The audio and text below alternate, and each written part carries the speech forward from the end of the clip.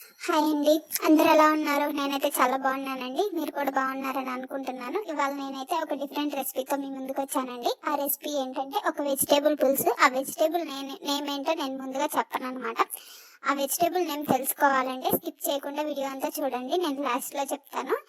ఒకవేళ తెలిసిన వాళ్ళు ఎవరైనా ఉంటే కమెంట్ చేయండి ముందుగానే.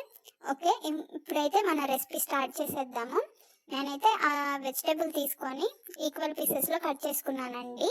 దానికి ఒక 2 ఆనియన్స్, 2 పచ్చిమిర్చి కూడా కట్ చేసుకున్నానండి. కావాలంటే ఒక టమాటో కూడా వేసుకోవచ్చు, నేనైతే వేయలేదండి.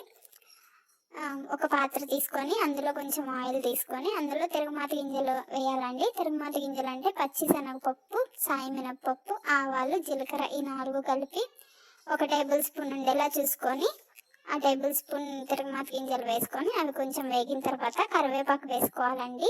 కరివేపాకు కూడా కొంచెం వేగిన తర్వాత ముందుగా కట్ చేసి పెట్టుకున్న ఆనియన్స్, పచ్చిమిర్చి ఉన్నాయి కదా, అవి వేసుకొని బాగా కలుపుకోవాలండి. ఆనియన్స్ రంగు మారిన తర్వాత వెజిటేబుల్ పీస్ ఏవైతే ముందుగా కట్ చేసుకున్నామో అవి వేసుకోవాలండి. అవి వేసుకొని అందులో 1 టేబుల్ స్పూన్ రాక్ సాల్ట్, ఒక చిటికెడు పసుపు వేసుకొని బాగా కలుపుకోవాలండి. ఒక 5 మినిట్స్ అవి అలా నూనెలో వేపాలండి. వేగిన తర్వాత అందులో 1 టేబుల్ స్పూన్ అల్లం వెల్లుల్లి పేస్ట్ వేసి పచ్చివాసన పోయే వరకు వేపుకోవాలండి.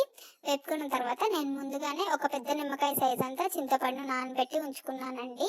ఆ చింతపండు పులుసు ఈ పీసెస్లో తీసుకోవాలండి. చింతపండు పులుసు తీసుకున్న తర్వాత అందులో ఉప్పు, ఒక 2 టేబుల్ స్పూన్స్ కారం వేసుకొని బాగా కలుపుకోవాలండి. బాగా కలుపుకున్న తర్వాత ఒక 5 మినిట్స్ అలా ఉంచాలండి. తర్వాత మళ్ళీ మూత తీసి ఒక 1/2 టేబుల్ స్పూన్ ధనియాల పొడి, 1 టేబుల్ స్పూన్ కొబ్బరి పొడి వేసుకొని బాగా కలుపుకోవాలండి. నేనైతే ఒక చిన్న పీసు బెల్లం కూడా వేసానండి. తీపి అంటే ఇష్టం లేని వాళ్ళు స్కిప్ చేసినా బాధలేదు. నేనైతే వేసుకున్నానండి. ఎందుకంటే చిన్నది వేసుకున్నా తీయగా లేకపోయినా కొంచెం చిన్నది వేసుకుంటే ఒక టేస్ట్ వస్తుంది కాబట్టి నేను వేసుకున్నానండి. బెల్లం మొత్తం వేసుకున్న తర్వాత బాగా కలుపుకొని ఒక 5 మినిట్స్ అలా ఉడికించుకోవాలండి. 5 మినిట్స్ ఆగిన తర్వాత మళ్ళీ ఒకసారి ఉప్పు కారం సరిపోయినాయో లేదో చూసుకొని దించేసుకోవచ్చండి, కొత్తిమీర గార్నిష్ చేసుకొని. సో ఈ వెజిటేబుల్ నేమ్ నేను ఫస్ట్లో చెప్తానని చెప్పాను కదండి. ఈ వెజిటేబుల్ ఏంటంటే కందదుంప. దుంపల్లో శ్రేష్టమైనది కందదుంప అంటారండి. దీంట్లో చాలా ప్రోటీన్స్, చాలా మనకి కావాల్సిన ప్రోటీన్స్, ఇంకా కార్బోహైడ్రేట్స్ అన్నీ ఉంటాయండి. చాలా టేస్టీగా ఉంటుందండి కందదుంప పులుసు. ఒకసారి ట్రై చేయండి. కందదుంప ఏ మార్కెట్లో అయినా దొరుకుతుంది. అండ్ చూసారు కదండి ఎంత చిక్కగా ఎంత బాగా వచ్చిందో కర్రీ. మీరు కూడా ఒకసారి ట్రై చేయండి. వైట్ రైస్లో చాలా బాగుంటుంది.